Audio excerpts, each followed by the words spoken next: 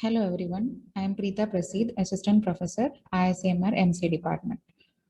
Today we are going to discuss about the topic of graphs in data structures and algorithm. All of you are knowing about graph. It is a combination of vertices and edges. So let's see what are the applications of graphs and how we can represent graph in programming.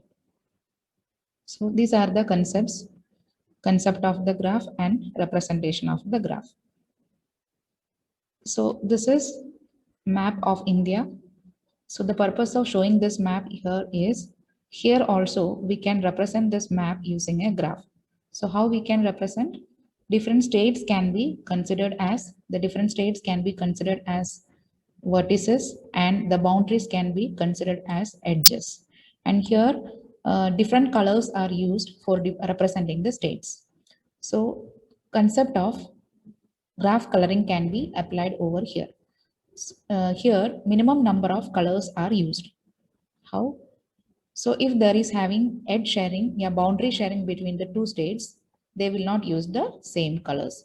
So likewise, we can apply colors for different states.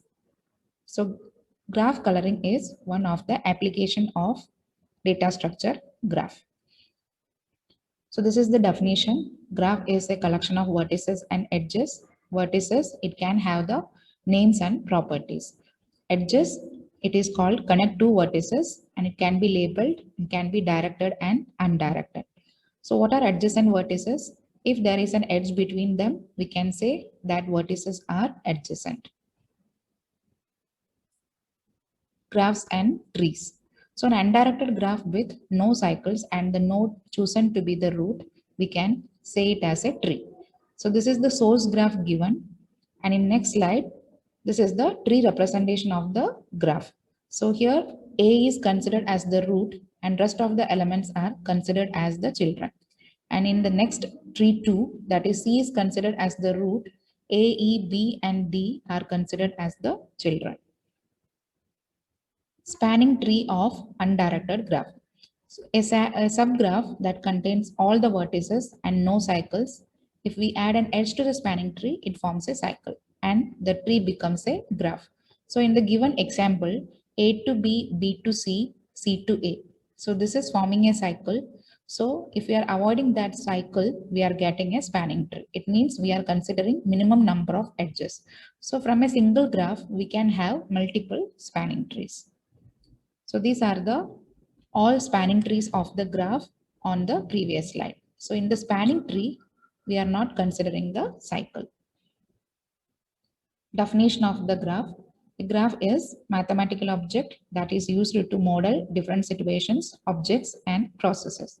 Linked list, tree, flowchart of a program, city map, electric circuit, course curriculum. These are all the different applications where we can use graph data structure. What is a cycle? The simple path with distinct edges except that the first vertex is equal to the last.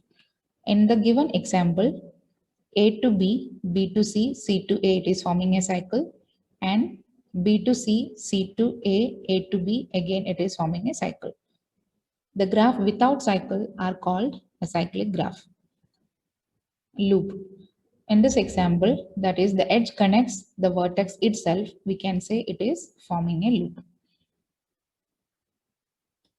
So two ways to represent the same graph. One way it is showing A to B, B to C, C to A. The connection is same, but the representation, picture representation, we can do it in different manner. So that is shown in this slide. What is a path? A list of vertices in which successive vertices are connected by edges. A to B, B to C, C to A, that can be a path. A to C, C to D, that can be a path. So these are the simple paths for the given graph. So no vertex is repeated over there. Connected and disconnected graphs. Connected graph, there is a path between each two vertices. Disconnected graph, there are at least two vertices not connected by the path. So examples of disconnected graphs are given here. So in the previous graph, we have the vertices A, B, C, and D. And here we have disconnected vertices. They are called disconnected graph. Complete graph. A complete graph is a simple undirected graph in which every pair of distinct vertices is connected by a unique edge. In the given example, you can see if I am considering the single edge, single vertex. So from this vertex, we have connection to all the remaining vertices in the graph. If you are considering the next one again, from here also, we have the edge sharing towards all the vertices in the given graph. So this kind of graph is called complete graph. So this is another example. Here also from the single vertex, there is edge sharing towards all the vertices remaining in the graph. Representations of a graph. So we can represent graph in two ways, that is adjacency matrix and adjacency list. Adjacency matrix of undirected graph. So in this graph, adjacency matrix, it will be the row and column. So here, wherever we have edge sharing, we have to represent it through 1. When there is no edge sharing, we have to represent it through 0. For example, here A to B, we have an edge. So here we have to represent 1. In this example, C to B, there is no edge sharing. So it is considered as 0.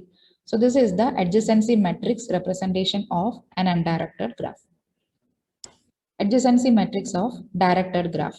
So in this example, if you are considering A to C, we have direction A to C, and here A to C, we have to represent it as 1.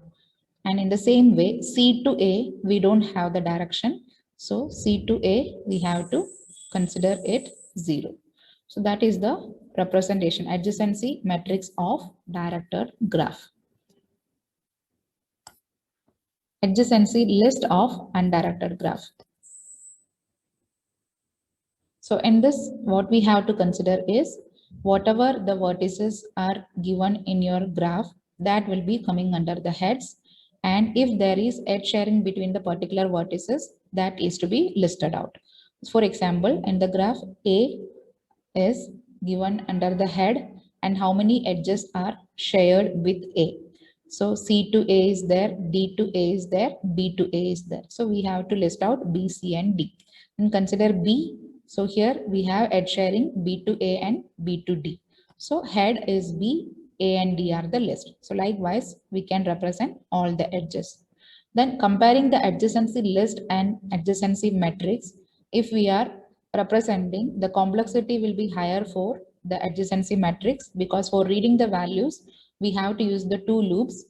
So the complexity will be in the terms of n square. But if we go for the adjacency list, it will be little bit lesser. In terms of linear complexity, we can use adjacency list. Adjacency list of directed graph.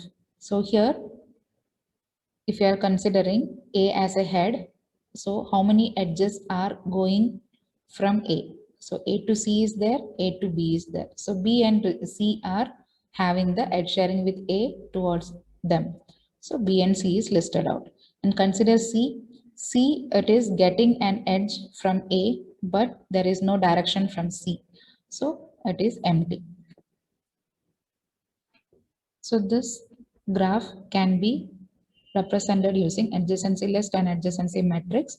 So I am showing adjacency list representation of this graph. So here we have A to D capital letter vertices and A to G small letter vertices are there. So all connections we have to list out under the head and list options. Right? A to G, they are listing out all the vertices in the given graph. And here in the list head, under the list section, we are mentioning from A, how many vertices are sharing the edge. So thanks for watching.